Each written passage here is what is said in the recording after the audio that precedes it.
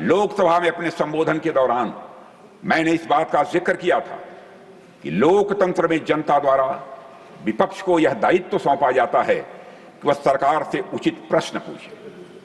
खैर, विपक्ष ने जो प्रश्न पूछे उनका जिक्र मैं कल कर चुका हूं, इसलिए आज चर्चा नहीं करूंगा। आज मैं एक और बात आपके सामने कहना चाहूंगा कि लोकतंत्र में जनता द्वारा विपक्ष को प्रश्न पूछने के अलावा एक और जिम्मेदारी दी जाती है सभापति महोदय, और वह जिम्मेदारी है अगर विपक्ष को सत्ता पक्ष की कोई नीति या कार्रवाई अनुचित प्रतीत होती है, पसंद नहीं आती है, तो उसके स्थान पर एक अल्टरनेटिव पॉलिसी या एक्शन प्लान विपक्ष को प्रपोज करना चाहिए। सभापति महोदय, यदि इस ऑपरेशन सिंदूर के परिप्रेक्ष्य में देखा जाए तो जब हमारे भारतीय माताओं और बहनों का सिंदूर उजड़ा था तो हमारी सरकार को जो उचित लगा हमने वह किया और 100 से अधिक आतंकियों को मौत के घाट उतारने में कामयाब हुआ। मैं यहां यह भी कहना चाहूंगा सभापति महोदय, आज भी ऑपरेशन सिंदूर पर मात्र विराम है, पूर्ण विराम नहीं है, कामा है, फुल स्टॉप नहीं है।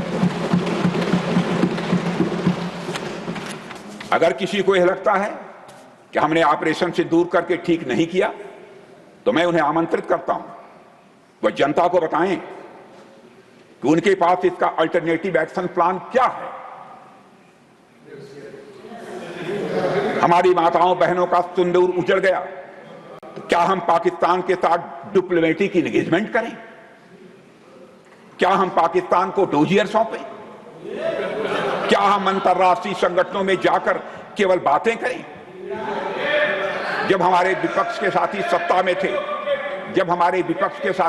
में थे, तो आतंकी हमले होने पर वे ऐसे ही कदम उठाया करते थे।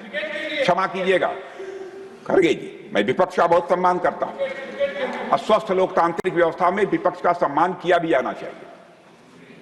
और सभापति महोदय, कुछ लोगों को लगता है कि पाकिस्तान के पास न्यूक्लियर वेपन्स हैं तो उनसे केवल बातचीत करनी चाहिए, छेड़ना नहीं चाहिए। इस न्यूक्लियर ब्लफ के कारण हमने न जाने कितने नागरिकों को खो दिया है सभापति महोदय। हमारा विजन है कि ईंट का जवाब पत्थर से दें।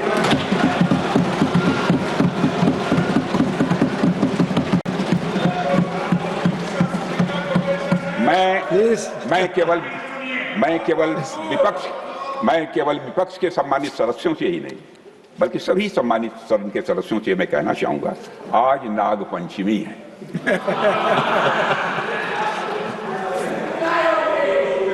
नागपंचमी के दिन नागों को दूध पिलाना तो ये उचित है सभापति, परंतु रोज नहीं।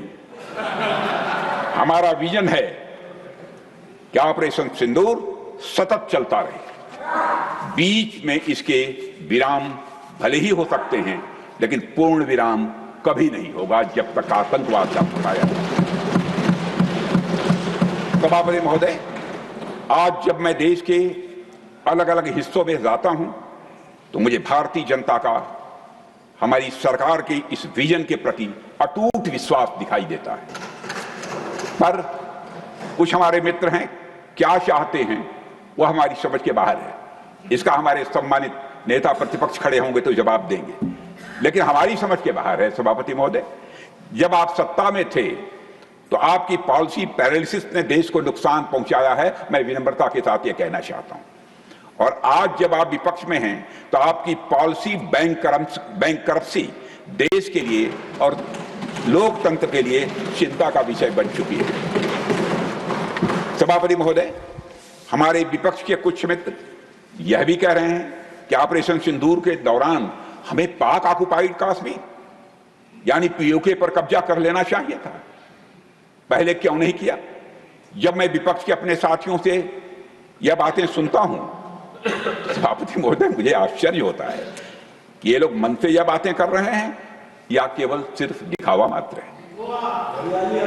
खैर जो भी हो, सभापति महोदय, जो भी हो, हमेशा से ही भारतीय जनता पार्टी का और खुद मेरा भी यह स्टैंड रहा है कि वह दिन जरूर आएगा जब पाक ऑक्युपाइड कश्मीर के लोग, जब पाक ऑक्युपाइड कश्मीर के लोगों को भारत की शासन व्यवस्था का अंग बनने का सौभाग्य प्राप्त होगा। मुझे विपक्ष के अपने साथियों की इस मांग पर इसलिए आश्चर्य हो रहा है क्योंकि विपक्ष में जो लोग आज बैठे हैं, जब उनकी सरकार थी तो उन्होंने जो काम किया वह आज की मांग के ठीक विपरीत है। मैं उत्तर प्रदेश के पूर्वांचल का रहने वाला हूं, बनारस का। कर्म क्षेत्र हमारा उत्तर प्रदेश की राजधानी लखनऊ है, जहां से मैं सांसद हूं। और हमारी पूरब में बहुत पुरानी कहावत है, बचपन की वो कहावत मुझे याद है, बाप मरा अधियारे मां, बाप मरा अधियारे मां, बेटवा का नाम पावर हाउस। माने बाप तो अंधेरे में मर गया लेकिन बेटे का नाम पावर हाउस। यानी बाप जीवन भर अंधेरे में रहा और बेटे ने अपना नाम पावर हाउस रख लिया। सभापति महोदय, जब हमारे कुछ मित्र जो आज कभी सत्ता में थे, आज विपक्ष की चेयर पर बैठे हैं, जब वो देश की शासन व्यवस्था चला रहे थे तो उन्होंने और उनके पॉलिटिकल सीनियर्स ने भारत में हुए आतंकी हमलों के जवाब में पाकिस्तान पर कोई कार्रवाई नहीं की, क्योंकि उन्हें डर था कि पाकिस्तान एक न्यूक्लियर वेपन स्टेट है।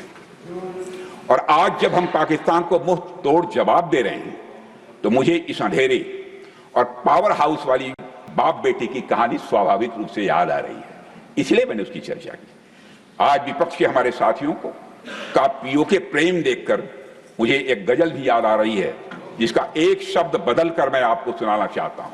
गजल भी सुना रहा हूं पूरी ईमानदारी के साथ, एक शब्द बदल कर मैं गजल सुना रहा हूं। पीओके लुटने का सबब पूछो न सबके सामने, पीओके लूटने का सबब पूछो न सबके सामने, नाम आएगा तुम्हारा ये कहानी फिर सही। खैर देर से ही सही, सभापति महोदय, खैर देर से ही सही, खैर देर से ही सही। Take your seat. You are not allowed. Mr. Abdullah Suman, take your seat. Nothing is going on. Take your seat. माननीय गृह मंत्री, मैंने खड़े होने दिए। खड़े हुए विपक्ष का ये फर्ज बनता है, खड़े होते हैं तो शोर मत मचाइए, नहीं खड़े रहूंगी। खैर देर से ही सही, अगर विपक्ष के हमारे साथियों को सद्बुद्धि आई है तो मैं उन्हें आश्वस्त करता हूं कि देश की जनता का आशीर्वाद रहा और ईश्वर की इच्छा रही तो दिन दूर नहीं जब पाक ऑक्युपाइड कश्मीर लोगों को भी घर वापसी होगी। और वह दिन, सभापति महोदय, सदन में मैं बहुत सोच समझकर नाप तोल बोल रहा हूं, वह दिन आएगा, निश्चित समय नहीं बतला सकता, जरूर आएगा